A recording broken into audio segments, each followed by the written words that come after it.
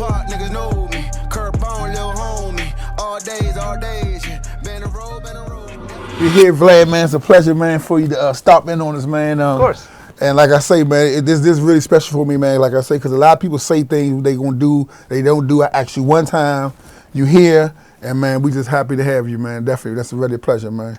Of course, man. I mean, listen, you came on my platform, and I've always said that whoever comes on my platform, if they have their own platform, they want me to return the favor. I always do it, just off the strength. Right, yeah, that's big, man. Because a lot of people, man, was like, that watch you. Of course, you know you got a big audience everywhere. They say, man, you think he really gonna do it? I say, man, the man's looking say they gonna do it, man. He respond to me, so man, we here. So it's just a good show because it's these time of days. People word don't mean shit. I hate to say it, but it don't mean nothing, man. So we're gonna move on, man. Like, so people who don't know, man, where you from? Where was you born? Tell us a little something. I was born in Ukraine, in Kiev, which is the capital. At the time, it was part of Russia. It was the USSR. And my family managed to move out when I was about 4 or 5 years old. And at that point, you know, I kind of spent my life living in different places. We, moved into projects in Springfield, Massachusetts.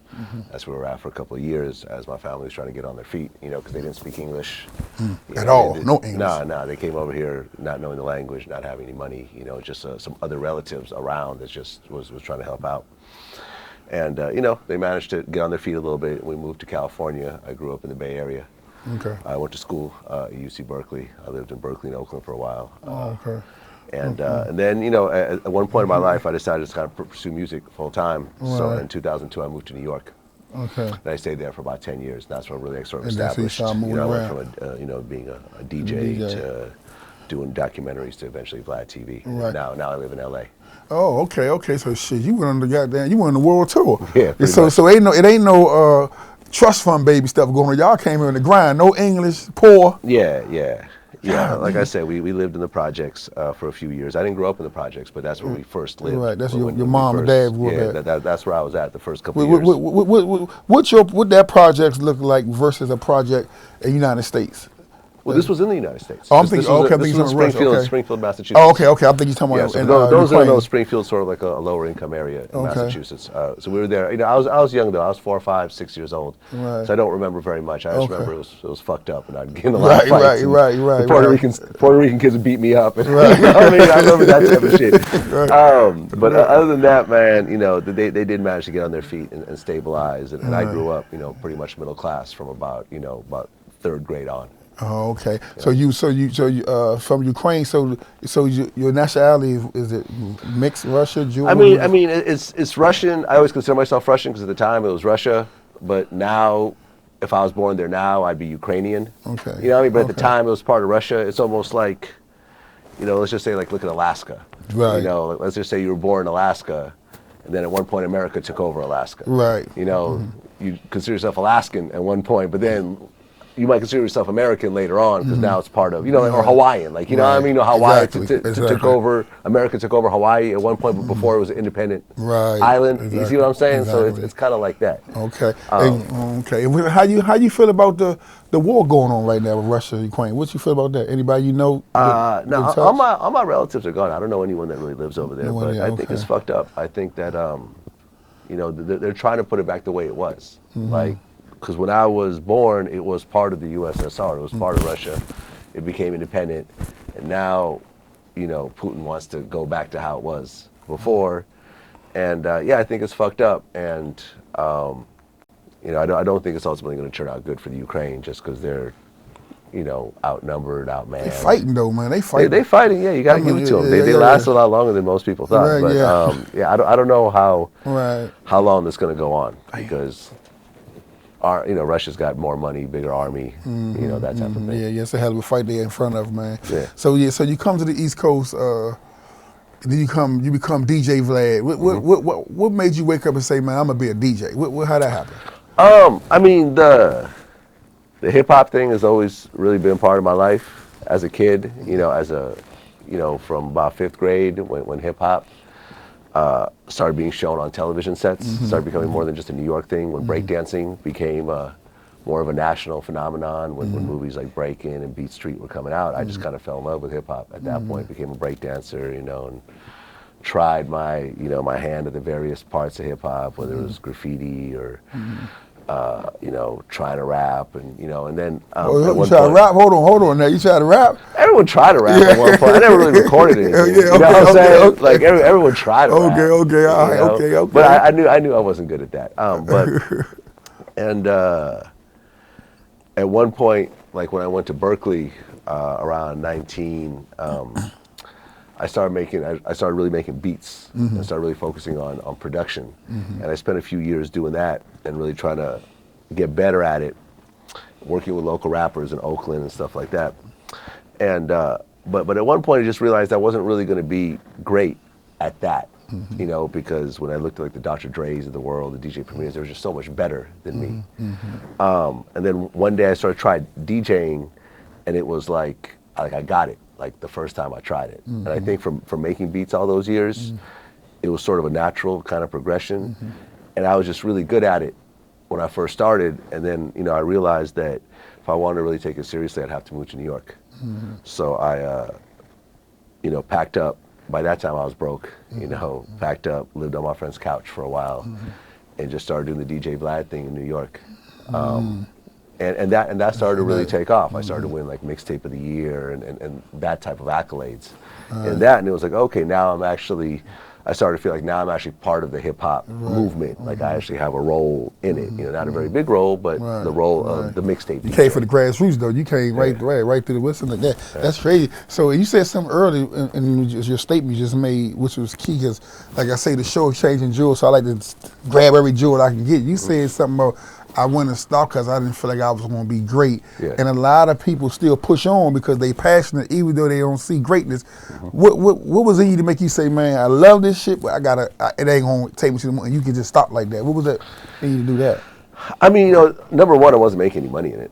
Okay. It was something I was just doing in my bedroom. And when you look at it, it's like you got to set somewhat of a realistic goal of what you want to get out of it. Now, if all I cared about was making beats for myself or my friends, and that was it, that was my only aspiration, I'd probably still be doing it to this day. But if I get into something and I'm devoting my life to it, I'm devoting large periods of my day to something, I want to feel like I could be like the best in the world at it. I don't necessarily have to be the best, but I want to be in the conversation of one of the best. And just year after year of just doing it, I'm like, yo, I'm not getting close to that. You know what I'm saying? I'm pretty much staying where I am, whereas I'm seeing all these other, people win awards and have hit records and so forth. So at one point I just said, yo, like, maybe this is just not my thing. And let me see what else there is in it, in the genre, because a lot of times you get into it doing one thing and you realize you're actually great doing something else. You see what I'm saying? So I started, like I never thought I'd be doing interviews for a living or have a media company. It's just trying different shit and seeing what I'm better at than what I'm doing right now. So it was kind of like that. It was like, yo, the production shit, like I just don't think, like maybe if I keep grinding I might get a placement here and there and make a few $1,000s per beat, but that's not what I was aiming towards. I was aiming to be successful and wealthy and world known and that type of thing. I just didn't think it wasn't gonna happen in making beats. At least for me, it was just not for me. And then I was right. You know? And you went to Cal Berkeley. I went to Berkeley. So what was your major? Computer science. Computer science. Damn. So with computer science, what was that played a major role in your success now, based with all this analytics and all that type of stuff? Now it does, yeah, because Vlad TV is so much of a tech company. Like there's so much, I mean, I probably spent over $1 million developing the back end system of Vlad TV over the years to make it run as fast as it does with a limited staff. So we put out 10 clips a day with a staff of like maybe 16, 17 people. Like you see companies with 100 people that can't pull that off. And I think it was because of what I learned in Berkeley, studying computer science and figuring out how these computer systems work, where I'm not hands-on, I don't write code or anything else like that, but I could talk the language with the people that do. And I think that kind of gave us an advantage over time.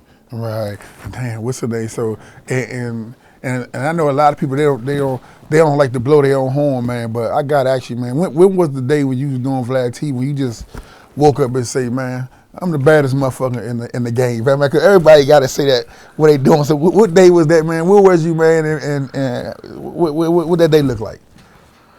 I don't think there was ever like a day that happened. I think that, you know, you just you get your wins along the way. Like you're grinding and you do these interviews and you put them out and you see what happens to them. And a lot of times, especially the beginning, things are sort of unexpected because social media is still forming what it is. You don't know what's going to go viral, what's not. So, you know, you go in and you just, you know, you get that big interview, you get that big look, and you say, all right, cool. What's next? You know, I mean, you're not going to dwell on it too long because you got a bunch of content you're dropping the next day. You know, we drop content 365 days a year, so there's always like, all right, this is cool, and we could give each other a high five, but what's that next shit? Man. How much your staff? What's your staff number look like? How many staff? We just hired someone else. I think we're up to about 17 people, something like that. Maybe close to 20 now. Damn. And so you touched the hip hop culture from from zero, ground zero, from graffiti, beats, a little bit of rapping, this side of it. Is there anything you feel like that you made a big splash in the hip hop community and you don't get credit for it? And not say you asked it for it, it's something you feel like you did that you don't get credit for?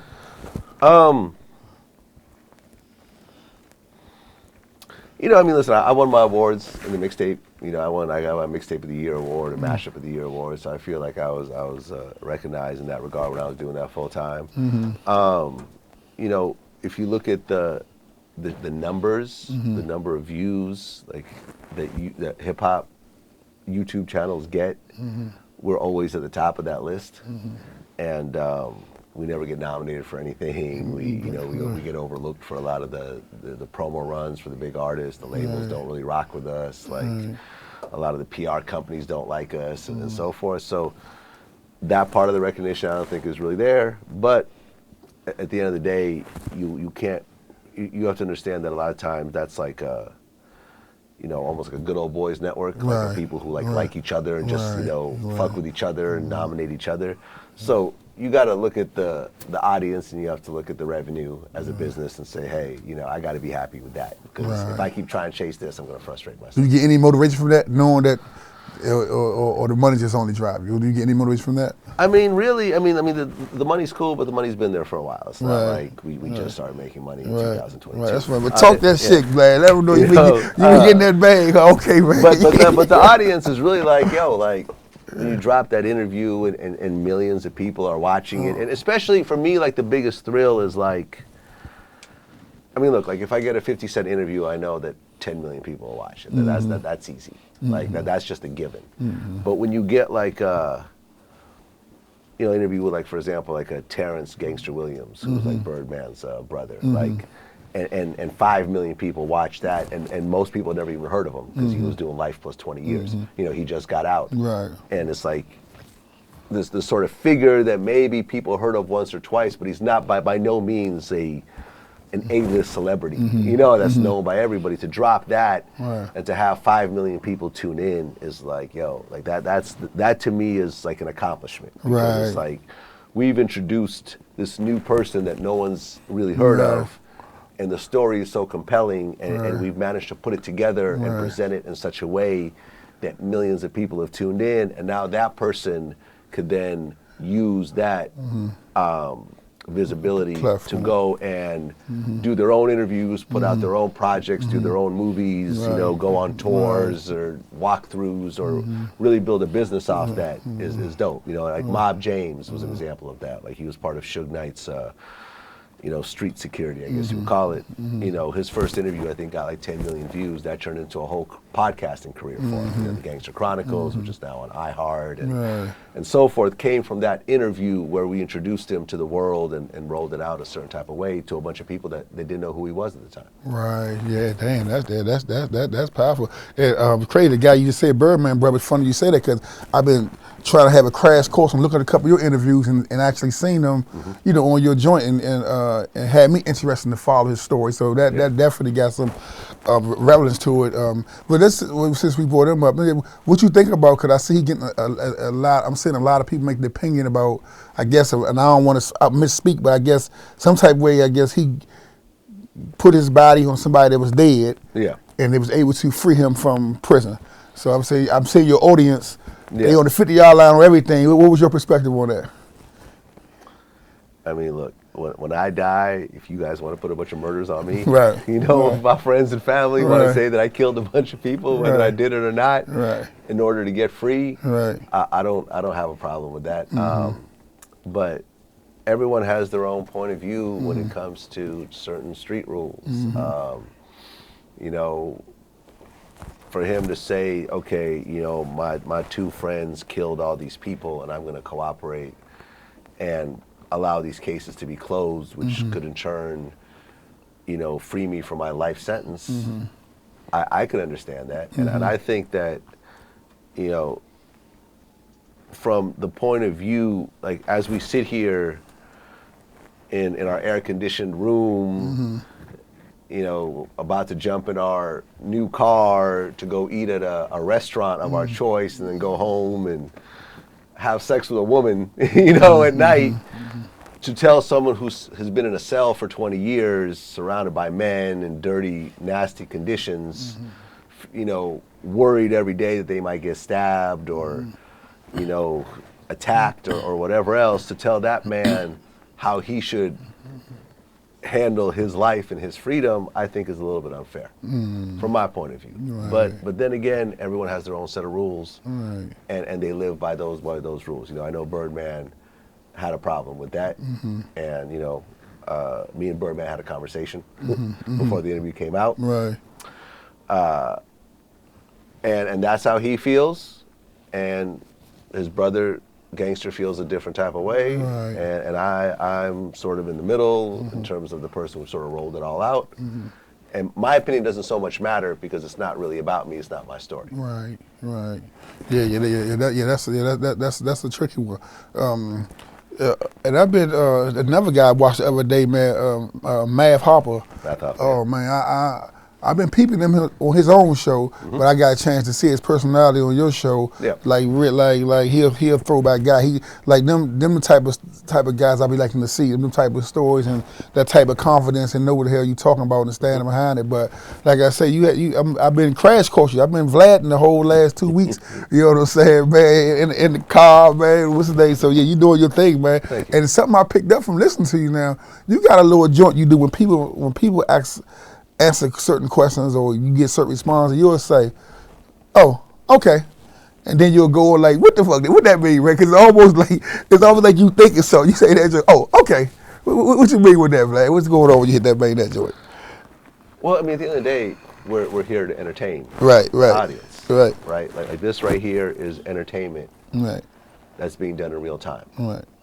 So you have to approach it as that. And when you look at the best shows out there, the best interviews out there, it's not just one person agreeing with everything the other person is saying. That just gets boring. If you just have a yes man on the other side of the interview, you're gonna have a very boring interview. So I really approach it with how could, you know, if someone says something and there's an opposite opinion, let's bring that opinion up and see how the person reacts to that. Or if a person is not really answering the question or so forth, it's really up to the interviewer to try to get that answer, you know, if they could get it. Or really try to ask the tougher questions to try to evoke the type of things that will create a good story. And the reality is that a lot of times those questions are uncomfortable and they're hard to ask. Sometimes a person is scared to ask. Sometimes a person might be worried about the reaction they might get. There's also a way to ask a question. You know, I've been interviewing now for almost, you know, for over 15 years, so you start to kind of build a craft around it. Like, You know, like if you're like a woodworker, you know, after 15 years, you sort of know your way around the wood. Right. And that to me is the same type of thing. After 15 years, I know my way around an interview, and I know how to navigate an interview a certain type of way, and really go in. And I think that with what I do, and also what I do with the interviewers that do interviews for Vlad TV, is that we put in a lot of research into it. Like, I've noticed that a lot of times when I sit down with other people, they'll have a few points here and there to ask, but a lot of times they're sort of winging it. With me, I'm never really winging it. There's a blueprint, and there's a map to how this interview is going to go. Now, along the way, things might go left, and they might go haywire, and there's a lot of unexpected things along the way. But still, at some point, you got to get back to the blueprint, and you got to get back to the path.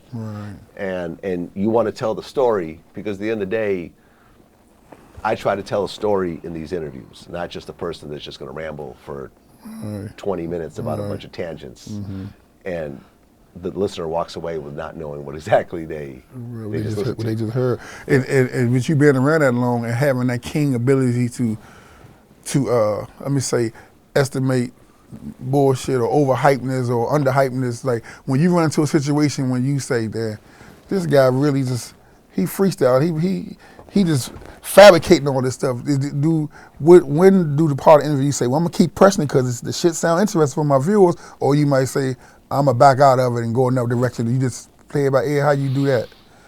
I mean, it depends on the person, the situation, and so forth. You know, at the end of the day, a person doesn't have a gun to their head when they answer these questions. Right, yeah, I agree. They call them interrogations, but it's not an interrogation. You can walk out at any point, right? And you don't have to answer a question. Sometimes you can even say, hey, you know, before the interview, you know, like with Matt Hoffa, he told me a couple things he doesn't want to talk about in the interview beforehand, and I respected that. And then when I did it, you know, because I did an interview with him maybe a couple months before, and I told him the same thing. So usually people respect each other when it comes to that type of thing. But when it comes to a person answering a question and they may not be 100 with it, I mean, number one, you have your facts ahead of time. So a lot of times when I ask a question, I know the answer ahead of time, right? So I have that already in my pocket. So if the answer comes out totally different than what I found, it's like, well, you know, based on X, Y, and Z. Yeah, that's what I'm questioning. You still poke at it? Okay.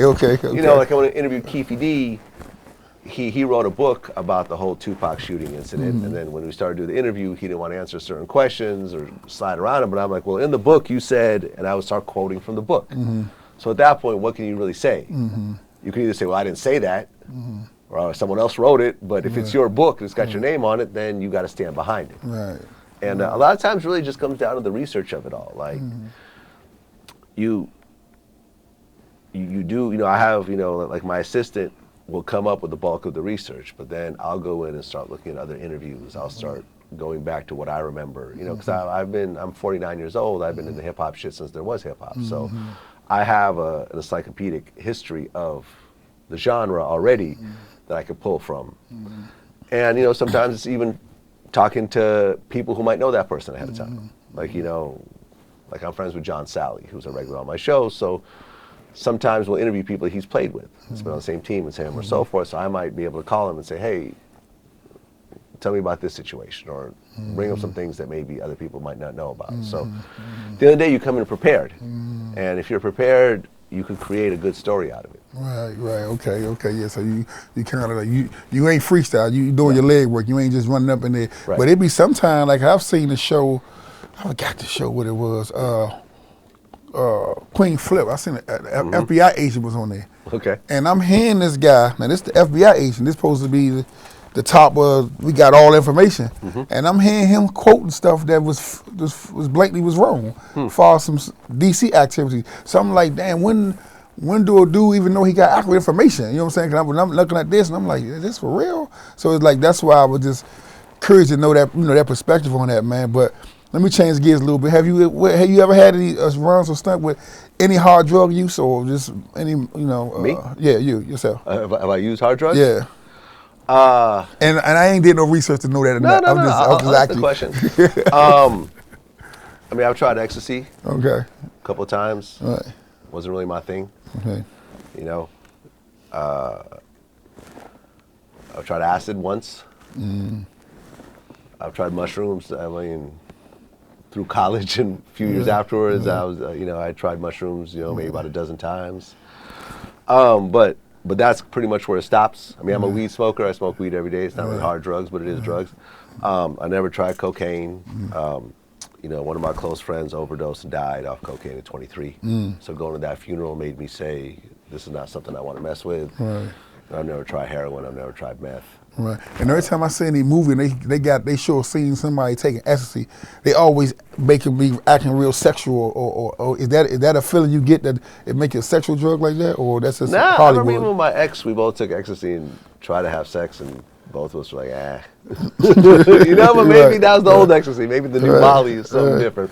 But I'm not really a hard drug user like that. And at 49, it's not something I'm going to try to start, at this point in my life. I've gone this far, without smoking crack and, doing cocaine and stuff like that. Right, okay. Yeah, and I read somewhere, or I might have heard you in an interview, they said you had a real close relationship with the BMF guys, Big Meech and them. Not a close relationship. They flew me out. Like, during my mixtape days, I had a really big mixtape. It was the Tupac Rap Phenomenon mixtape that won all the Mixtape of the Year awards and everything. So I think it was Blue Da Vinci from BMF was a fan of the mixtapes, and at the time, BMF was trying to push him as an artist. This was right after Big Meech was involved in the shooting that ended up where Wolf got killed. Okay. Right, where he got shot himself. Right. He was on house arrest at the time. So they just flew me out, gave me a couple $1,000s, and just partied with me to try to essentially promote their artists. But at that time, that's where I got to meet those guys. I got to meet Big Meech. I was actually brought over to his house. Like, his mom was there, and she was cooking for everybody, and I got to hang out with them and party with them and so forth. But I wouldn't say I was close to any of those guys. Oh, okay. Maybe Blue a little bit. I've interviewed him afterwards. But it was one of those situations where after a day of hanging out with these guys and seeing the BMF, seeing the BMF billboards. And seeing all the Lamborghinis and the jewels and the money, it was like it was obvious where this money was coming from. Right. Me being a square middle class kid, it was clear that this was not music money. Like, even the Jay-Z's in the world weren't balling like that. They were selling millions of albums. So it was at that point just a conscious decision that hey man, this was fun, and I'm just going to back up out of this situation, go back to my boring broke ass life at the time, and not be involved with what's about to come next. And we all saw what came next. And that's two times in your story when you were saying you're going to be the producer, then the situation with the BMF guys that you was able to walk away, and they always train you. They said, no, never be so attached to something you can't walk away from it. In 5 to 8 seconds, that's a strong. So you think that comes from your mother, your father, or you just think that's? What that instinct you think come from? Because that's a real instinct, believe it or not. I think it just comes from long-term thinking. I don't live for the moment. I'm thinking 10, 20, 30 years from now, and. That's my son. Pick that up, my son. Make sure you hear that long-term thinking. And that's really, as I got older and as I started to really understand how money works, I started to learn that the people with the most money have the longest timeline in terms of their planning, right? So, for example, somebody who's homeless is just trying to get through the day. Right. They're trying to make it to nighttime without getting arrested or killed or have some food in their stomach. Someone who's making minimum wage is trying to make it to the end of the week. Someone who is middle class are thinking how they're going to get to the end of the year and what vacation they might take and how they're going to make their mortgage and stuff like that. But when you start getting into the really wealthy individuals out there, a lot of times they're thinking past their lifetime. You know what I'm saying? Like, you look at a Muhammad Ali who had a photographer around him everywhere he went. He understood the significance of who he was and how he's going to be perceived after he's gone and he realized that he needs to document that while he's here. And this was a young man in his 20s that was already realizing that, but he already knew the trajectory that he was on. So I always had that sort of thinking in me of like, okay, look, like this, I plan on living for a long time. I don't plan on going to prison. I plan on having a successful career. I plan on being rich. I plan on, being successful. That's only going to be accomplished if I'm thinking 5-10 years ahead. And if there's a situation that's going to potentially mess up me being around in those years, then that's something I don't need to be dealing with. Right. Yeah. And I always heard that term generational wealth ever since I was young, but it was like, you made me think about, I was in a meeting with a guy, older Jewish guy in DC, owned clubs, so one of my partners was trying to purchase a building from him, and the deal they were structuring was like a 10-year plan. The guy 82, 83 now, and after we get it, he just was drinking, let's celebrate, and then he was partying, just celebrating. One of the guys with me was like saying, damn, like, one of the guys with me said, damn, man, he ain't even gonna be able to see that money. But his brain was so far out, like, passing that money down to the family there, and that was one of my first words from seeing the process, you know what I'm saying? So that's deep thinking. What motivates Vlad, man? Who motivates Vlad, and what motivates Vlad to do what he do and to keep shooting? What's your motivation? Or who motivates you? I wouldn't say so much as a who anymore, because I think that I think that a lot of the media outlets that I looked up to when I was younger, and just a fan like Source and XXL, I've managed to surpass over time, which is not just because of me, but also because they weren't able to adapt to the market as well. It was a two-pronged kind of thing. So it's not so much of a who. I feel like when I look at the other interviewers out there, like the Oprahs or the Barbara Walters or the 60 Minutes and so forth, I feel like what I do is as good or better than whoever they are. I think these days really what motivates me is getting those interviews I've always wanted to get for a long time, and really being able to sit down with the people who I really admire and really getting the type of stories that I want to get. Whether it's like a Sammy the Bull interview that I've been, took me 2 years to actually lock that in and make the deal to make that happen, or when I interviewed Tony Yayo recently, that was like a really interesting insight to the whole G-Unit story, or the surviving member of Milli Vanilli, to tell that whole story about how they had to give their Grammys back because they were all lip syncing the whole time and so forth, or the Keefe D story where he essentially told how Tupac got killed, and it's a sort of a definitive. Like I know that like after we're gone, people are still gonna be listening to Tupac, and if they ever want to know what happened to Tupac, there's only one place they could really go to, and that's the Vlad TV. All the information you with Keefe, telling the firsthand, because he's the only surviving member in the car that did the shooting. Right, everyone else, the other 3 people in that car are dead. They've never told the story.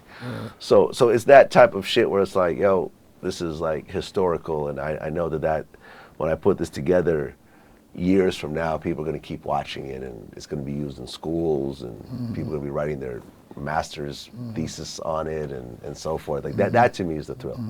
Yeah, and you mentioned one of the media outlets, Source, me and Dave Mays, real close friends, and he have a phenomenal story, even not just his rise, but his fall or dip, from Whistler. And he actually was trying to make the transition to the new wave. And just, Yeah, I mean, we did an interview. I didn't do the interview myself, but we interviewed Dave about that, as well as Benzino. Right. Okay, you interviewed both of them. Okay. Yeah, what's the name? Yeah, and that's an example of a company that was on top, like the biggest entity in hip hop, period. Like they would call it the hip hop Bible, right? To call it that, and no one really questioned it, was a big deal, and they had total dominance of the space. But then things shifted. The internet came, and they weren't able to properly transition to the next wave. They could be way bigger than Vlad TV right now. They should be there, but if you look at what happened with Dave, he took on all these millions of dollars in loans, which he tried to build this website, which ultimately ended up going nowhere. But you know, but that wasn't really how, you know, whether it was not the right direction or he didn't have the right people to show him the right way to do it. Because you know, World Star came in and did it. Right. You know, whether it's the right way or the wrong way, they did it to the fact where it was successful. Even to this day, there's a worldstarhiphop.com. So it's that type of thing. That's why you always have to stay ahead and really look for what the next big thing in the business is and how things are changing, because you can end up being a dinosaur in a couple of years if you don't watch out. And a lot of times, being the first sometimes can be a problem. It's like somebody running the door. The first person to kick the door usually gets shot. You know what I'm saying? So sometimes that be that's how it happens. And the third man get all he got the press conference and get the award, right? So I mean, I always like to say, like, if you look at Google, they were not the first search engine. There was like a bunch of, like, before them it was like Alta Vista and Magellan and all these other search engines that you never even heard of anymore because they're all gone. But Google came in years later and they just were the best, and they rose to dominance. That's why I've never really looked at competition as being first. It's like I moved to New York as a mixtape DJ, and that's when there was a million mixtape DJs. Everyone was a mixtape DJ, and still I was able to come in and win the biggest award of that year, being someone that came in very late in the game. Even I was like in my late 20s. I was like 29 at the time, or 30. So was DJ Clue still doing it? Or whatever? DJ Clue was, one of the big DJs. So you beat him out of one of them years? Well, for that year, we had the biggest mixtape that year. I mean, Clue, K-Slade, Drama, all those guys, but it was like, yo, if you come in, it doesn't matter if you're first or not. If you come in with the best product, that's going to rise to the top. That's always been my mentality. It's like the streets, good dope sell itself, man. That's right. Exactly. Sell itself. What's the name? I know people got a lot of opinions about it, so I'm pretty sure you got a lot of threats over the years. Any threats you got that actually made you uncomfortable, you was like, man, I got to be a little more, take this one a little more serious than the other ones? Take them all serious. Take them all serious? Oh. There's armed security right now. Oh yeah, right. You know, some shit pop off right now. We're prepared for it. Right. But you know, at the end of the day, I also don't hang out the way I used to. So it's like I'm not in the clubs every night the way I used to be. I'm not at the award shows. I'm not at all the events. I'm not at all the, you know, the BET weekends, the Super Bowl weekends, or whatever else. I really move more strategically in terms of what I do. So. You never really know who has a problem with you, and the person who probably has the biggest problem with you is not the one that's going to be talking about it. Right. So you always want to be prepared for the bullshit that comes with it. Right. How you feel about people look at your platform or label you as a police or officer? How do that? Just go off your shoulder, or do it fuck with you a little bit? How what you thinking about it? Just part of the business? I mean, it just is what it is. I mean, at the end of the day. When I came into doing interviews and getting into this field, I looked at what real journalism is like. You know, it's like 60 Minutes and 2020 and the real hardcore, you know, the New York Times and the type of things that they do when they interview people and they break stories. And then I looked at hip hop journalism, and hip hop journalism was just soft. Nobody wanted to ask the tough questions. Everyone just wanted to be a fan, and they want to be friends with the people they're interviewing, and it was actually just promo. I wouldn't even consider it journalism. It was just promo, essentially, for those people that are, you know, to help them sell, you know, help the artists sell their albums. And I just thought a lot of these interviews are just boring and they're just lame. So when I came in, I said, yo, I'm going to take more of the traditional approach of asking the tough questions and doing the research and everything. And hip hop wasn't used to that. So people start calling me the police or the feds and whatever else. And that's cool. You know, at the end of the day, I'm not the police, I'm not the feds. I mean, you know, I don't work with the police. So if people want to say that, it's cool, it's whatever. You know, people call academics the police too. People call Sean Cotton the police. It just is what it is. But most times I actually do my best to try to protect the person that I'm interviewing. You know, we know if there's an open case that we're not going to talk about it. We know if there's a murder that's unsolved, we're not going to talk about it. Now, if they went and, you know, if it's a Sammy the Bull who admitted to 19 murders, then I'm going to ask him about all the murders. But he's already admitted to it, and he already has immunity to everything, so we can't talk about it. That's why informers, they get the best interview because they get to talk about everything. They can talk about everything. They heart desire to talk about. That's right. Yeah, they've done their deals, they've done their time, and they can talk about everything. Right. And I'm sure you get a lot of calls, a lot of emails, people banging on your door that sit on your platform. What are some of the things that someone call you they want to talk about that you be like, I'm not going to touch that? I don't give pedophiles a platform. I remember there was this one artist who's still in prison named South Park Mexican who was in prison for impregnating a 13-year-old. They wanted, you know, a lot of people asked me to interview him. I interviewed, you know, there's a guy named Baby Bash who was like a big artist who was sort of under his label. And we talked, you know, I talked to him about the situation on camera. And, you know, it was a bit of a gray area because the South Park Mexican dude went into a strip club, met a girl, took her home, slept with her, she got pregnant, she ended up being 13. But he's at a strip club where everyone's supposed to be 18. So you understand, you know, I understand there's a gray area associated with that, but I also feel like you know when you're with a 13-year-old. You see what I'm saying? Like you kind of know.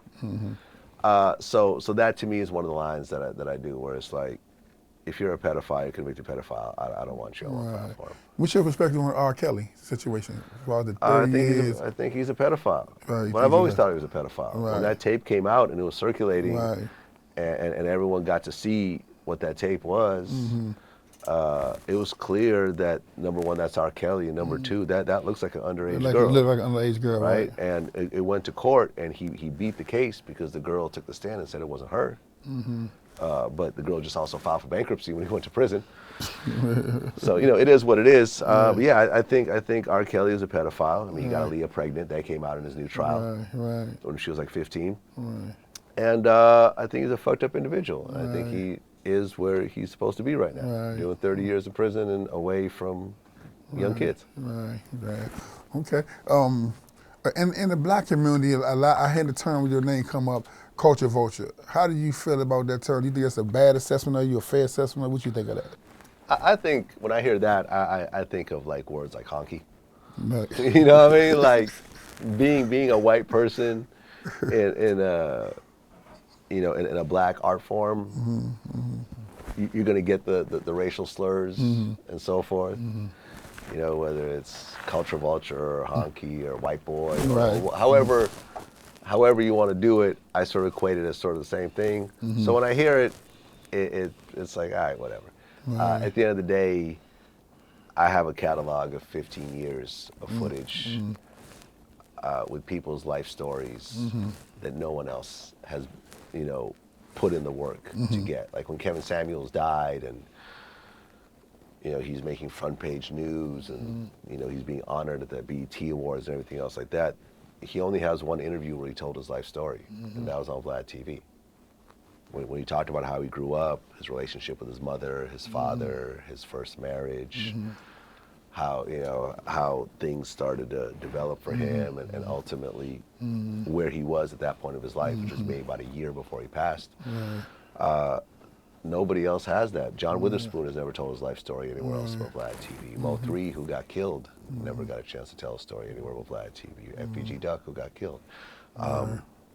As well as people like, you know, important pieces of footage, like with Mike Tyson or Tiffany Haddish or Shaka Khan and so forth. Like the catalog, I think, speaks for itself.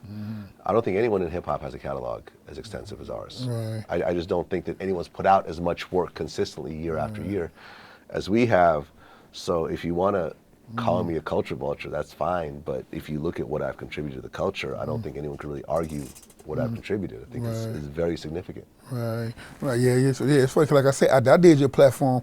I started, because I was familiar with you before I did your platform, but I wasn't into the this media genre, so I'm just looking at, when I see certain names, I listen. But I did a platform, I was like, man, Bone, I'm surprised you did that, ABC and 1, 2, 3. And then when I started, because me, I'm a type of dude, you can't tell me anything. You can't tell me who to dance with, who to sing with. I gotta meet the person in data or how you want to look at that. And when I look at your track record, I was like, shit, this man came out the mud. You was carrying record crates and following people on tour and winning mixtapes awards. So to me, I think it's not a fair level. I'm not here to say if you should get it or shouldn't get it. I just want to hear your perspective on it. But when I did my research on it, I was like, damn, I was surprised that you came from the mud. You know what I'm saying? So so I can appreciate that that struggle right there. And I also wanted to ask you, what's some of the what's one of the interviews you did that you might have said that it could have been the boy from New Orleans, and I'm thinking about it, that you was just shocked, like, damn, I didn't expect those numbers to be from there. I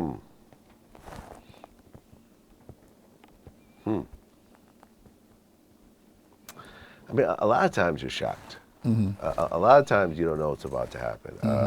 We just did an interview with Eddie Curry, the basketball player, and he talked about how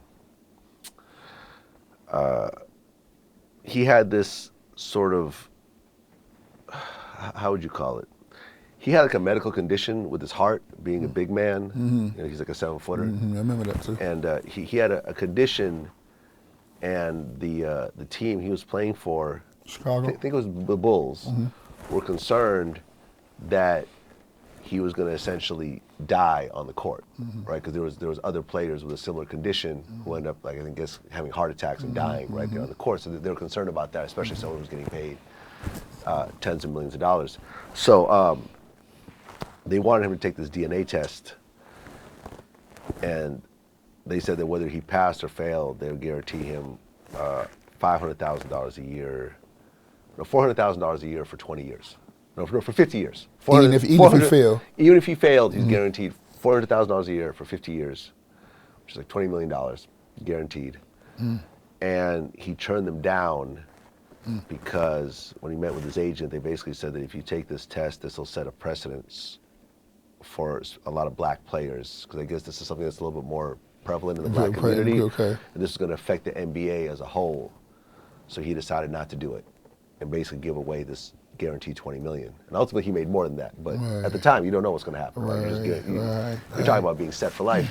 And that interview just went viral, and it started to go everywhere. So a lot of times you just don't know. I mean, you think, anyone who I sit down with, I think, has an interesting story, but will the public find it as interesting as I am? You never know. We go viral probably about once a month. And you never, sometimes you kind of know, but a lot of times you're like, oh, this is what y'all running with? Okay, cool, I'll take that. Damn. What's the name? Have you ever interviewed somebody, and during the course of the interview, you talking to them, you like, damn, just their disposition and how their point of view of life, you looking at you say, damn, this dude, man, I think he gonna have a short lifespan, just how he think and how he look, and then it happens. Yeah, I mean, if you look at my interviews with FBG Duck and Mo3, I tell them that they should move out of their cities in the interview. Especially with Duck, I told him twice in 2 different interviews. I said, you should move out. You've gotten shot, your brother's gotten killed, gotten stabbed, you've got an active beef with guys who live in the same city as you, and bodies are dropping on both sides. You should just get the fuck out of Chicago, like Chief Keef did. Chief Keef you never see Chief Keef in Chicago. Literally, I've never seen a video of him in Chicago since he blew up. And he's been living this great lifestyle in Calabasas or wherever the hell he's at these days, with his friends, living in his mansions, living a carefree life, not worrying about people shooting at him and so forth. So you see that, and you try to, and I'm, a lot of the times these guys are younger than me, and I'm like, yo, like I've seen this movie. I've seen this pattern multiple times. Mo3, same thing. Like, yo, you need to move out of Dallas. People are shooting at you. You got beef with various people, and it's gonna be, you really should just get out. And it's like, nah, no one's chasing me around. I'm good. I know how to move. I know what to do, what not to do. And, you know, I got people around me who I trust. I don't want to move somewhere, blah, blah. And then you hear these tragic stories, how someone did chase down Mo3 and they did kill him in his own city. And then he goes and blows up, music-wise, right afterwards. You know, him and Boosie have a huge song, you know, Mop With It, which is like a huge song. And I think like when Obama, you know, every year Obama does this list of his favorite songs of the year. And one of those songs is the Mo3 song. And it's like, shit, you weren't getting this love when you were alive. But now that you're dead, everyone's suddenly, oh, he was a genius, he was this. And it's like, you don't want it to work out like that. You want the person to be able to live a long life and appreciate the fruits of their labor. You don't want them to get killed and suddenly everyone realizes how great they are. But at the end of the day, who the fuck am I? I'm just the person they're sitting down with for a couple hours. They don't usually know me beforehand. They know of me. And they're going to do, these are grown men, they're going to do what they're going to do. And all I could do was put in my 2 cents. And hopefully, maybe if I can't influence them, you know, I get a lot of DMs about, hey, watching you give these young guys, you know, your, you know, opinions and, you know, suggestions has made me change my life. I hear that a lot. And to me, that's almost like okay, that's my consolation prize. Like maybe I couldn't help him, but I may have helped a couple thousand other people that I've never met. Yeah, look at that as a grand prize, man. And I ask you that only because of the work I do, before I even started mentoring, even when I was in the street, I was always from a leadership position, but now I do a lot of mentoring. And so when I mentor youngins or even some big grown men, and you talking to them, you like, shorty, it ain't gonna end good. And you're seeing it. But they can't see it because they in the movie, but you outside like a prize fight. You know what I'm saying? And you see it, and it's like, I know it's a fucked up feeling, you know what I'm saying? So I was wondering, have you ever experienced that and seen that, you know? Most people don't have a good person in the corner, right? Like most people will make bad decisions on their own. When you look at most successful men, there's usually a woman there. Whether you know about that woman or not, there's usually a woman there that they're running their ideas by, who's giving them a good perspective.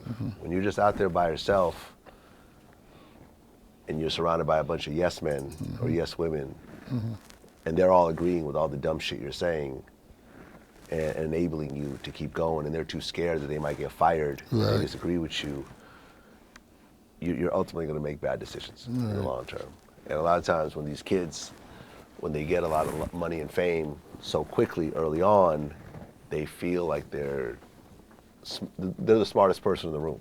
You know, you look at, like, for example, at like a Kyrie Irving. Like you could tell Kyrie feels like he's the smartest person in the room. Like everyone else is not on the level that he's at. Where everyone else realizes that, hey, you're a great player, you don't always make the best decisions. And over time, you see him making these bad decisions over time because he's feeling like, man, I'm rich, I got this money, I don't have to, you know, I got people around me, you know, I'm not going to take the vaccine and not play, I'm going to think the earth is flat and everyone else is stupid. And, you know what I mean? Like you see this type of thing, but Kyrie's not unique in how he's doing it. Like there's a lot of Kyries out there, of people who are just successful, who are naturally talented in something.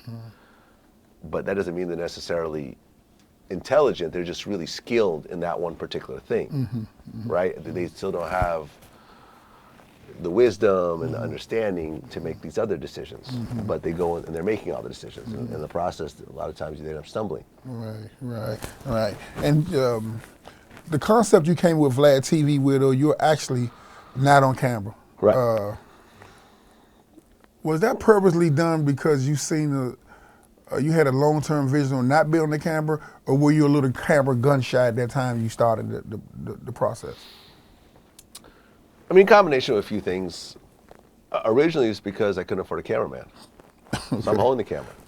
If you look at my early interviews, if you do a sort, you know, like on YouTube and sort it by the oldest video and see some of the old like Plies or Mano interviews or whatever, I'm holding the camera. I'm asking the questions from behind the camera. I can't afford a cameraman. And as time went on and I could afford a cameraman, I started realizing the flexibility of being behind the camera. Whereas, like, for example, when the pandemic hit, we never slowed down. We were still able to pump out interviews in real time, high quality interviews, while everyone else had to just stop because everyone else was on camera. You know, it allowed us to kind of keep going, allows me to do interviews in cities where I'm not at. Like, for example, our interview, I'm in LA, you're in New York. It looks like we're in the same room when the interview came out, but we're not. Right. And that allowed the amount of content that we put out to be way higher than someone that just has to be in the same room with somebody. And over time, that's what's allowed us to grow a lot faster by me not being in front of the camera all the time. And, you know, on top of that, it's like, I never really wanted to be like a major celebrity where everywhere I went, I'm being mobbed and asking for photos, and I have security with me 24/7, and I can't go grocery shopping and so forth. Like, to me, there's a value of having a certain level of anonymity. Not that I'm completely anonymous. Like, you know, people know who I am. People know my voice more so than my face, but you know, I enjoy the privacy of it. I think that when you look at most celebrities, if you were to ask them, hey, you could keep all the money and not be famous, would you do it? I think most would probably say yes. You know, but because it's like NBA YoungBoy could go to the mall and go shopping and, you know what I mean? Buy a few pieces of clothes and go home and have lunch at the food court and go home and chill. Like, he would shut down the mall if he showed up there, right? And that becomes a hassle after a while. Yes, it's nice to have the adoration and the fans, but like, it also, you know, you're also a bit of a prisoner of it. Okay. Yeah, and cause I kept on saying, I give you props on a lot of things you do. I said, I know he ain't foresight.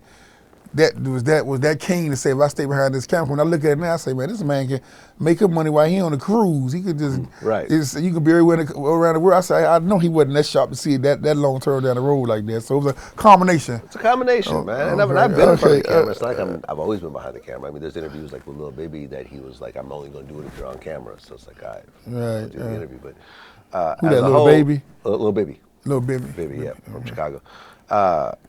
So yeah, man, a lot of times you have the idea, and over time you see the advantages of it. I'm not going to say I knew the whole thing from the beginning, but I was never sort of the guy always drawn to the camera, drawn to the spotlight. That wasn't really me. I was more drawn to the business and more drawn to the effect of what I do, as opposed to just being about me. Right.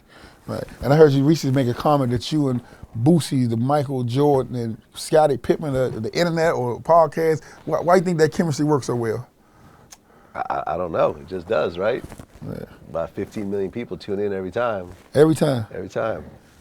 So it just is what it is. I think me and Boosie have built up a rapport. And you got to understand that me and Boosie go back before Vlad TV. Like, there's interviews with me, Boosie, and Webby from like 2004. So you're talking about, man, we coming up on 20 years of knowing each other. And me rocking with them and them rocking with us and so forth. And it's just, and I think a lot of it is that me and Boosie are very different. Boosie comes from this background and has this point of view. I come from a totally different background and have a totally different point of view. Almost like when you see like a Shannon Sharp and a Skip Bayless, like what they do is special because they're so different and they disagree on certain things. They're not just going to sit there and agree with what the other person's doing. So that combination of Boosie running wild and then me bringing up the opposite of that and having him react to it and so forth, but then both of us still having the respect for each other. I think that's what people are drawn to. And the consistency of it all. Right? Like, it's like Boosie, you know, Boosie was on the Breakfast Club a couple of years ago. You haven't seen him on since. Like, you see Boosie on, you know, I think this year we're planning on having 6 Boosie appearances this year. We're 3 deep into that so far. He's been on 3 times. You know, we plan on having him three more times. All right, damn. And this next question is not even probably fair to you because it's not really your position. But I'm just gonna take a stab just to get your opinion. I'm gonna come over the top, curious guy that can think out the box. So you've been around the black culture forever, since you've been basically a young kid with the music and all that.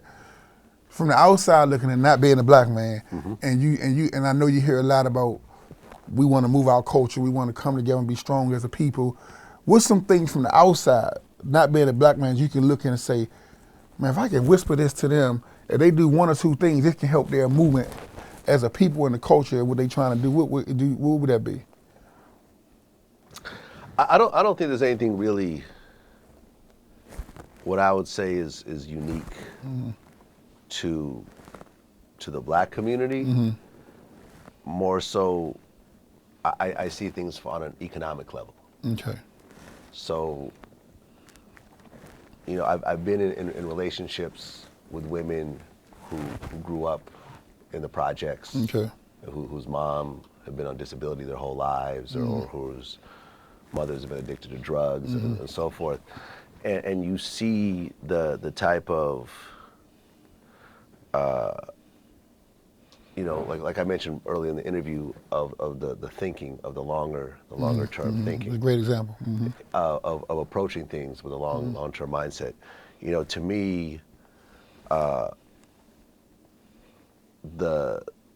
what I would say, one of the things that stood out to me the most is there's like an aversion to, like, for example, investing in stocks. A lot of times when you look at lower income communities, black, white, Spanish, otherwise, they look at stock investing as gambling, and they don't touch it. But when you look at all the richest people in the world, most of their wealth comes from stocks, right? Whether it's holdings in their own companies or they have these big portfolios that are worth billions of dollars, like the Warren Buffetts or the Bill Gates of the world, or the Elon Musks, or Jeff Bezos. Like all the people you mentioned, all the rich people you know, they're all stock billionaires. Right. They don't make their money from a service that they do, or a job that they go to, or a salary that they make. It's not from touring, or whatever else.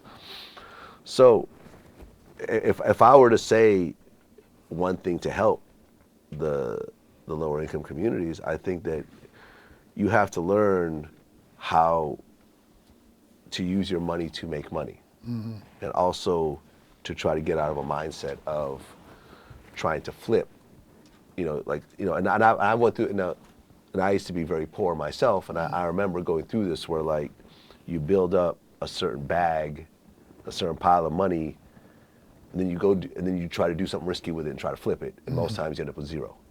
Right? Whether it's, when I was younger, try to buy a kilo of cocaine and getting ripped off the first time out, being out $17,000. Right. Because your homie just ripped you off, and there's nothing you can do about it because you can't call the police, you can't sue them. It's a brick of cocaine, right? But that's the mentality of, like, I got some money, I'm going to do something super risky with it because I'm going to try to double or triple it. And by doing that, I'm either going to lose it all, or I'm going to go to prison, or I'm going to get killed. Because you're doing risky shit. As opposed to, hey, I'm going to, I got $10,000, I'm going to put it in the S&P 500, and next year I'm going to have $11,000. But that's not sexy. That's not, you can't go on Instagram and brag about your 10% stock increase. You know what I mean? There's no cars to show up, there's no jewelry to show up, there's no big house to show. It's just a couple numbers on a computer or your phone. So that to me would be the biggest thing. Like, learn how to make your money, use your money to make more money, because otherwise you're always going to be on a hamster wheel of trying to catch up to your bills, as opposed to getting to a point where, like, I have this money that's been growing every year, and even though something bad has happened to me, like I lost my job, or the economy shifted, or the inflation's going crazy, I have this to back me up, and I'm not going to make a bunch of bad decisions because I'm panicking right now and I'm thinking about what's going to happen next week. Okay, that's a good piece. Appreciate that. What is Vlad TV or your whole conglomerate? What is worth right there? What's that? With your whole The whole Vlad How TV. much is it worth? What is it worth? I don't know. What you take a guess at it, man. Take a guess. You ask a lot of money because we're gonna ask you, man. What you think, man? I have no idea, man. It's all worthless until somebody makes you an offer, right? Right. It's until someone comes in. You know, I think I've said, like, I mean, academics asked me how much it would take to sell Vlad TV. And I said if someone came in with a $100 million offer, I'd probably sell it. You'll take 100? Take 100. Dang, I thought you would help for that. What's the name? 100. I mean, but that's July 2022. Okay. You got to understand, like, look, when I was first launched Vlad TV, after about a year, there was this magazine called Honey Magazine. I don't know if anyone remembers it. It was around for a little while, but the guys who put it together, who owned it, this was, when was this? This was like around 2009, I think.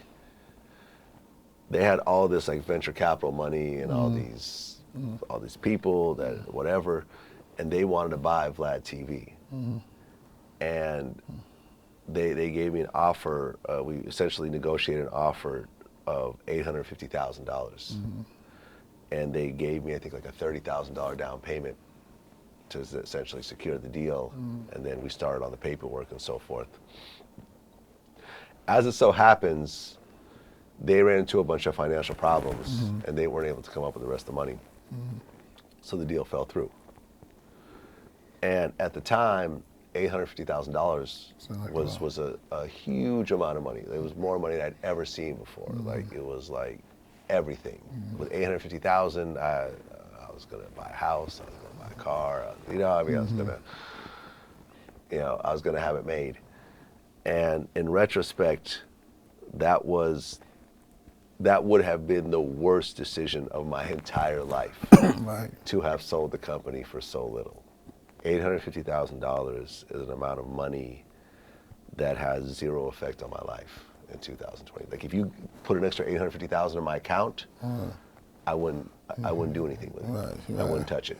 It'd be like, okay, I'll just put it with, with the rest. With the rest, right? Okay, put it with the rest. It's not like, okay, now I could do something I haven't done before. No, that's just put it with the rest. But at the time, it was everything. And by luck, I'm not even going to say that I was smart enough to turn down the offer. It was just by luck they weren't able to come up with the rest of the money. That over the next 12 years, we built up where that was just insignificant. But you got to understand, like, at every level, that there's an amount that will move you. Right. In 2009, $850,000 would move me. In 2022, $100 million would move me. In 2025, it might be $1 billion. Or the market could change and $10 million might move me.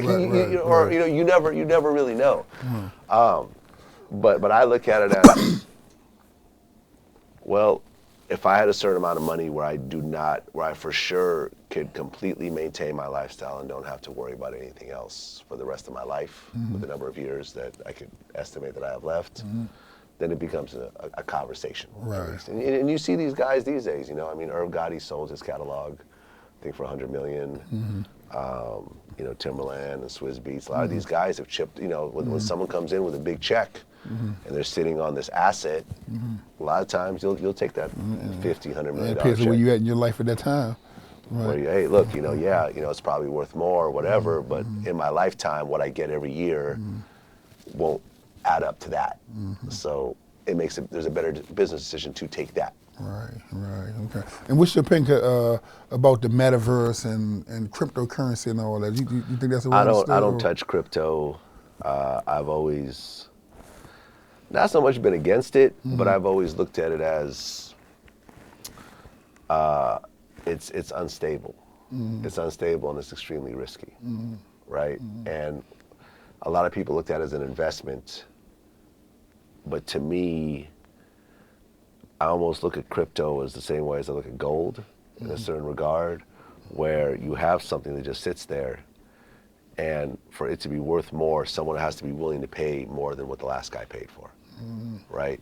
when you compare that to, like, let's just say an investment like Amazon, Amazon actually makes money every day, actually produces profit. Like while we were talking, Amazon probably made $100 million, right? So when you look at it as an investment, I would much rather put my money in something where every 3 months they tell you how much money they've made. And consistently every 3 months they've made more money than the year before, right? That to me seems safer, a safer place to put my money.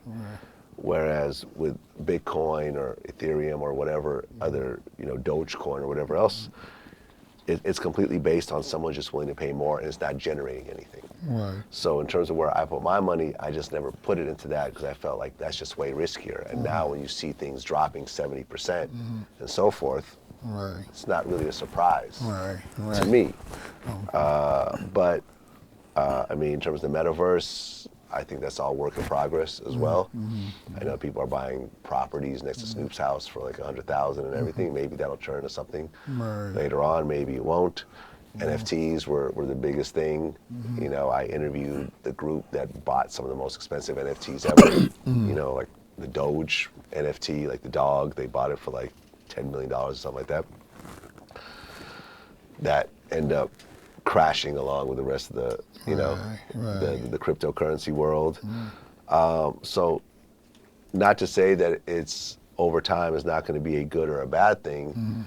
It's just that to me, I have better places to and what I feel safer places to invest my money. And since, like I said in the beginning, I'm not looking to flip my money. I'm not looking to double something in a month or 6 months. Like, I'm cool with 10% a year. I'm more protecting what I've already built up as opposed to trying to triple, quadruple what I'm doing. It's a different mentality. So that's why a lot of times the crypto stuff didn't really appeal to me. Okay. Who was the big guest that you didn't get that you really want, that you haven't got? Like who we almost got or who we just want and it's a pie in the sky? For whatever reason, he ain't sat on that, he ain't sat in that chair, man, and you want him or her. Because a pie in the sky almost seems like you can't get them. It's a good question. No, I mean, we could get anyone at the end of the day if it makes sense, right? Say what they want. Vlad talk that shit, but I got it. Right. I mean, yeah. You talk that. Yeah. Like, if I'd well, I mean, okay, I'll put it like this. I'll give you one. I talked to O.J. Simpson's guy about doing an interview. Okay. Right. And it was a real conversation about me doing a sit down with OJ. And we were talking about money and everything else like that. And the amount of money they were talking about was doable. It was a lot, but it was all right. We could do that. And the sticking point was that OJ just didn't want to talk about like this whole year, the whole year of the murder, like from the point the murder happened to the trial to whatever else. He wanted that off the table. He wanted all that off the table. So to me, it was like go on a strip club, they ain't take their clothes off. It's like what's the point? Right. Yeah. It was sort of like, all right, I'm going to spend all this money. And we're going to ignore the elephant in the room. We're going to pretend like he didn't, allegedly kill Nicole and Ron. So yeah, for me to sit down with OJ, I think would be phenomenal. Okay. I'm trying to think if there's anyone else of that caliber that we've had discussions with. Because listen, I mean, there's tons. I've never interviewed Jay-Z or Eminem or whoever else, but people who I think are more realistic like that,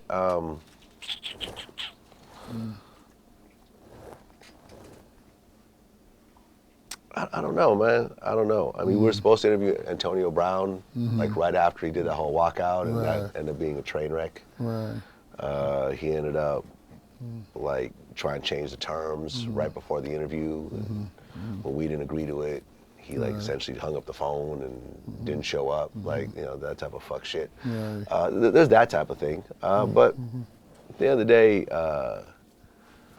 we're gonna be around for a long time, and interviews that may not have happened one year may happen the next. Like I said before, it took me 2 years to do the Sammy the Bull interview of just me and his son talking over and over again and figuring out terms and figuring out things that, you know, at first they only want to discuss certain things. Now I'm like, nah, that's not gonna fly. We'll just wait. And, oh, we got this deal here. Okay, we'll wait. And, you know, eventually we figured out a way to do it, and it came out, and it's doing big numbers. So. Right. What's the most misconception of Vlad? I think the biggest misconception is that all we do is just focus on negative shit. I think that's an easy way, like a lot of people use that to sort of attack what we do when that's just a part of what we do. Because when we interview people, we're going to talk about their accomplishments. We're also going to talk about their trauma. And regardless of who you are, you've experienced some trauma in your life. You experience loss. Every person has gone through something serious in their lives, and we're going to cover that in the process. Whereas a lot of people might sort of skip past that part. Right. But along with that comes a lot of praising and focus on what the person has accomplished along the way. Now, if we're just interviewing someone who is really known for their life of crime, then yeah, a lot of the interview is going to be about some of the negative stuff, but it's also going to be about the positive things that they were able to accomplish with when they were on top. But look at an interview with Shaka Khan, who won like 10 Grammys, or John Witherspoon, or all the NBA guys, like, you know, who we interviewed, like the John Sallys of the world and so forth. 90% of the interview is about what they've accomplished and the heights that they've achieved, not about just the negative shit. They've never killed anybody or sold drugs or you know or been in violent acts. They're basketball players. Okay. Well, you've been around hip hop for so long, when you've been a DJ. Give me your top 5 of all time male rappers and female rappers. Top 5 all time male rappers. I mean, in no particular order, Biggie and Pac would definitely be in the top 5. I think you'd have to put Drake in that list. Okay. Yeah. I think not to do it. You're just hating on the newer generation. Yeah, definitely Drake got in there. And then it gets dicey. I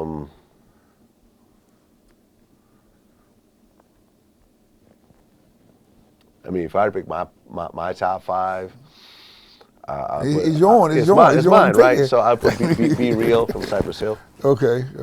I put him in my top 5. So I got one more. Is that a personal friend, or you really believe he should be in? I don't know. No. I mean, I was the Cypress Hill fan way before. Okay. I didn't listen to a lot of these stuff. Okay. No. Yeah. I mean, I was in the Insane in the Brain video. Okay. Like, you can see me for like I remember that 2 song, seconds, right? I was actually in the music video. Okay. Like, that's how much of a fan I was. And Ice Cube. Ice Cube. Okay. There we go. There's my 5. What's your female? Females. Lauryn Hill. Okay.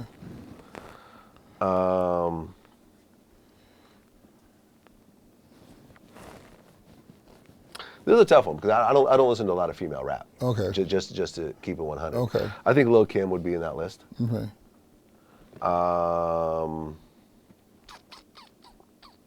Since you listen to a lot of female rappers, give me 5 top music executive black ones. Well, no, hold on. I'll finish the female list. Okay. Kim, Lauryn Hill, you said. Shit. Well, what is her name?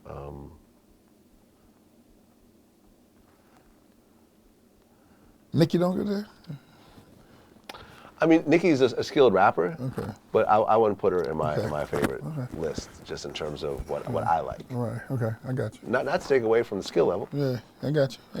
I think I'll put Cardi in that list. Okay. Cardi, you know what I mean? Like whenever I hear Cardi, it's always like I fuck with it. Right. Okay. Right. Two more.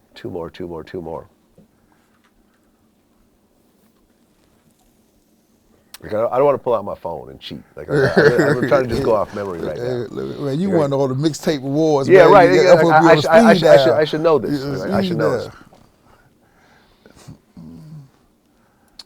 I'm surprised at one name you didn't say. Yeah. I like Gangster Boo. Okay. I put Gangster Boo on my list. Okay. That's 4, right? Who am I missing? I feel like there's someone obvious. I wouldn't put Megan in the list. I think she's cool, but not in a favorite. Mm-hmm. I don't know. Dang. Who am I forgetting? Is there an obvious one I'm forgetting one? Remy Ma definitely always won. Remy's dope. And I think people don't give MC Lighter props. MC Lighter's dope. And Queen Latifah. Queen Latifah's dope. Yeah. But this is sort of like who I listen to. Yeah, you know what I'm saying? Yeah. Who's the girl on the YG and Drake song? Wait, hold on. Can I pull out my phone? Okay. I'm trying to remember her name. All right, Hold on a second. Let me just pull this up.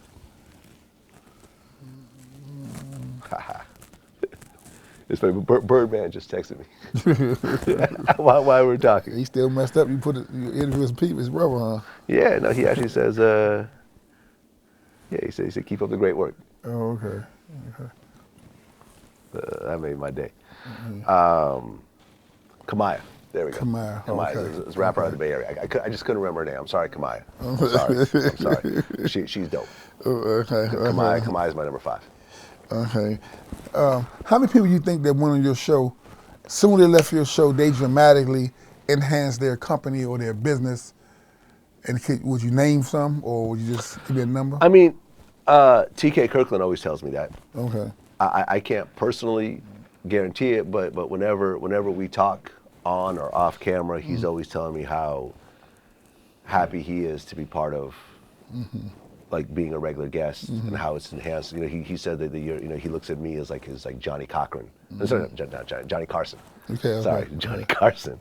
He looks at me like his Johnny Carson as someone, you know, as the platform they can go on to promote themselves as comedians and so forth. And he said how his comedy career has really, he's always been a big comic, but how his bookings and everything has really gone up and so forth after doing the show on a regular basis. So that to me is some shit that I definitely love to hear. Okay. That's one off the top of my head. Okay. I'm gonna say a few names. Just give me whatever would come to your mind about these people. Joe Buttons. Joe Budden. Listen, me and Joe have a long history of, him not liking me, which started. I mean, I would say our first viral moment came over, the Joe Budden beef that he had with Ransom, and he's pretty much hated me ever since. At the end of the day, it's very much of a one-sided beef. I don't have a problem with Joe. Right. And he's been successful in his own regard in terms of his podcast and everything else like that. And people have tried to get us together. People have tried to, academics have tried to get us to do interviews together and so forth. Joe actually brought up the idea to do it, which I don't personally think is going to happen. But at the end of the day, a good one though. What's that? I think you and him would be a good. I mean, there's lots of good ones out there that could happen with people that over the years. But I think that when it comes to someone like a Joe Budden, what you realize over the years is that you could be in the same space as someone else and not necessarily have to get along or be friends or be cool with each other or work together or anything else like that. Everyone has their own audience. Everyone makes their own money. Everyone has done well on their own without the other person being involved. Right. And that's just how it is. Oh, fair. Okay. Yeah. Charlemagne. Me and Charlemagne are cool. I just did Brilliant Idiots. I was just on the show. We talk. We've been talking for a long time. I'm always happy with his success. I was actually the first, we talked about it on the show how I was the first person to really recognize him when he was still in South Carolina as an exceptional talent. I put him on the Beef mixtape. It was like a nationally distributed mixtape for the Beef DVDs. And I've always thought he was dope. And, it's cool to see someone that you've known for so long be able to sort of elevate year after year and still sort of be in the same space with you and still kind of fuck with you and be able to really interact with someone that you've always believed in. Okay. Wallow. I don't know Wallow. Oh, you know. I've never met him. Gilly, I knew. We had a couple interactions together, but Wallow, I don't know at all. And the Math Hopper, I'm saying Math Hoffa. Math Hoffa, okay. Math Hoffa, cool. Math is someone who I also very much believed in. Like I really have had a track record of seeing these up and coming interview, figures early on and always embracing them and fucking with them and like offering whatever help as an OG in this shit. In the YouTube hip hop interview space, I'm the first person that started it and continued doing it. Right. You see what I'm saying? Like there's people that are older than me, people more experienced in other things, but in this space, I'm the originator of this. So whenever I see people coming into it, I always offer to help, give them my number. They can call me whenever. They can ask me for advice, and vice versa. Like I see what they're doing, and I hit them up and ask for their insight for that type of thing. And when I saw Math Hoffa doing a show, I'm like, oh, this is dope. Congrats. But I'd always been telling him that. Like I told him that he's going to be bigger than battle rap. Back when he was just a battle rapper. Me and him did a battle together called Killers League.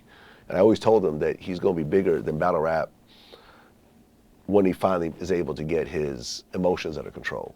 Because he was always getting into fights and battles. And I'd always be the one like, yo, you're fucking up. Like people want to fuck with you and you're creating situations where people can't fuck with you. Exactly. Because he got banned from URL for like 5 years after that. So when I saw his show taking off, he reached out to me and said, hey, can you come do my show in the same way that I'm here with you? I'm like, yeah, I got you. You've been on my show. Let me come in. And we gave him one of the big interviews on his channel.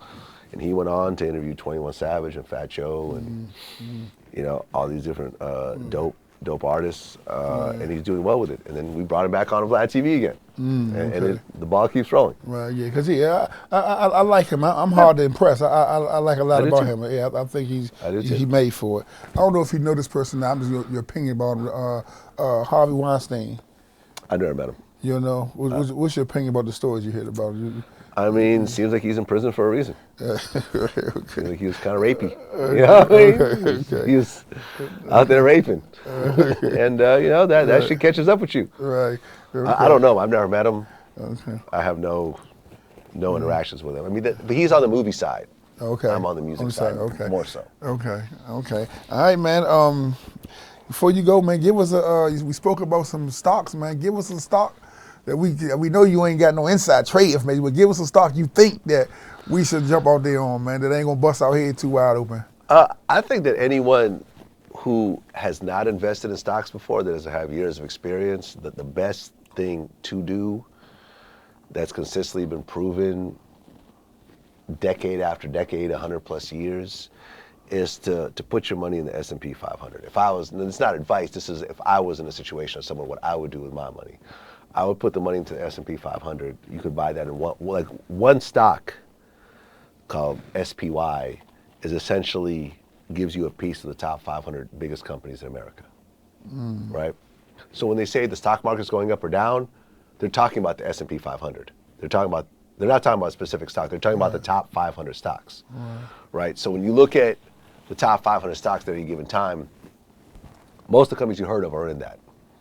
Apple, Ford, Amazon, Facebook, Google, Tesla, the top 500 companies. So when you buy the top 500, a stock containing the top 500 companies, Facebook may crash that week, but you got 499 other companies that are still keeping things up. So over time, if you put money into the S&P 500 and you've kept it at least a few years, you've always made money. Now, if you sold at the bottom and try to time the market and whatever else, then yeah, you're gonna fuck up.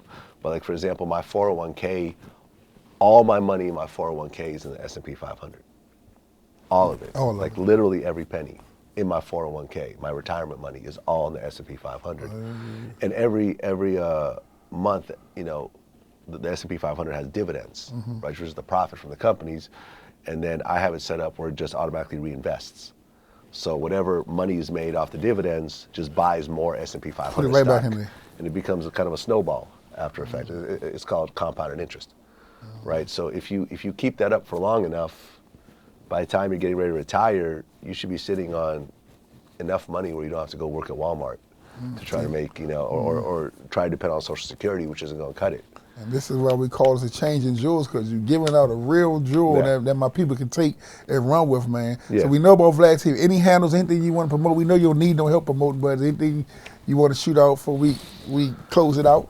I mean, just our main business is on our YouTube channel. So if you go to youtube.com/VladTV, one of the main focuses we have these days is our membership. So for example, what I've always heard over the years, the biggest complaint was that, because the way we release interviews, as you know, is we release them by clips, right? So depending on how long the interview is or how many clips there are, sometimes you might wait 3 weeks or a month and a half to get the full interview. So we created a membership on YouTube for $5 a month. You get the full interview on the first day, commercial free. So that's become sort of a big focus of the company, because after we launched it, I mean, literally thousands and thousands of people started signing up for this membership, and every month it continues to grow, sometimes by big amounts.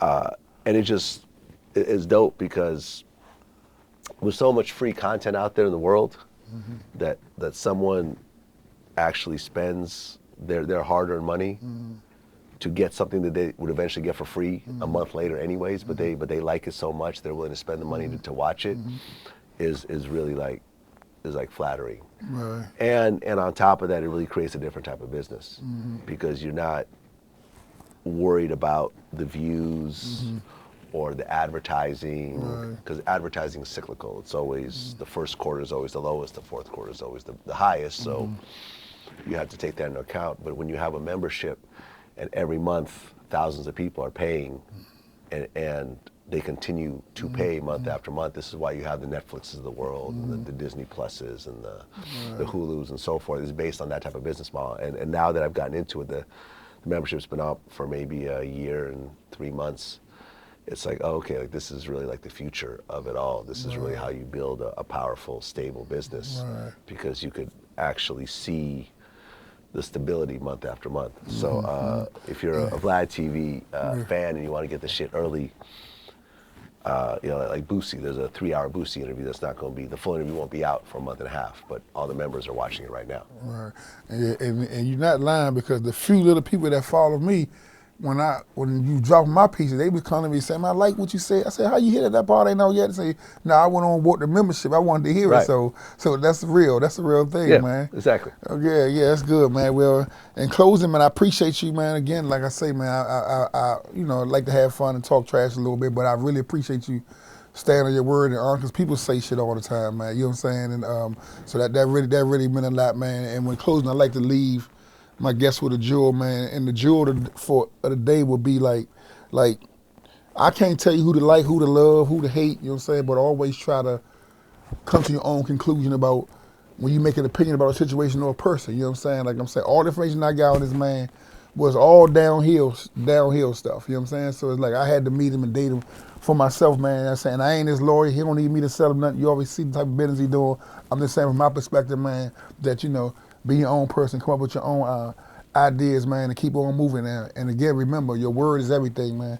When you're long gone, generational wealth is money, but you all want to have generational credit as far as your kids, people come around. When I die, I want people to say, man, Curtbone, that's his son and daughter. Let him in the door, because that guy was honorable and he lived a certain way, man. So again, man, Vlad, I really, really thank you. Of course, appreciate it, man. And as you say, what's the joke? Oh, okay. All right, man. Peace, man. No doubt, man. Congrats on building your platform, man. Congrats on taking it serious. Yeah. Because we're in LA right now. Right. The fact that you flew out here and got the studio and got the cameraman set up and everything else like that just shows the seriousness involved. Because I told you I'll do it, but I told you I'm not gonna fly out. Right. You gotta come to me. Yeah. And as long as you came to me, I told you I would do it, and you actually took the time and spent the money to actually do it, and took the business seriously, as opposed to just doing kind of like a half-ass Zoom video, which I never like to do, because I always felt the quality was so low that it's not going to have the staying power of a professionally shot video like we're doing here. Right. So congrats on your platform, man. I appreciate that. grasp upon in the work. I appreciate that a lot, man. Thanks again, man. God bless you. Hope you can have more success, man. Thank you. Definitely. You as well. Out the park, niggas know me. Curtbone, little homie. All days, yeah. Been a road, yeah. Thank you for watching Changing Jewels on Curtbone TV. If you like the jewels that we are dropping, subscribe, hit the notification, and share with some friends. And I'll see you on the next episode of Changing Jewels, Curtbone TV.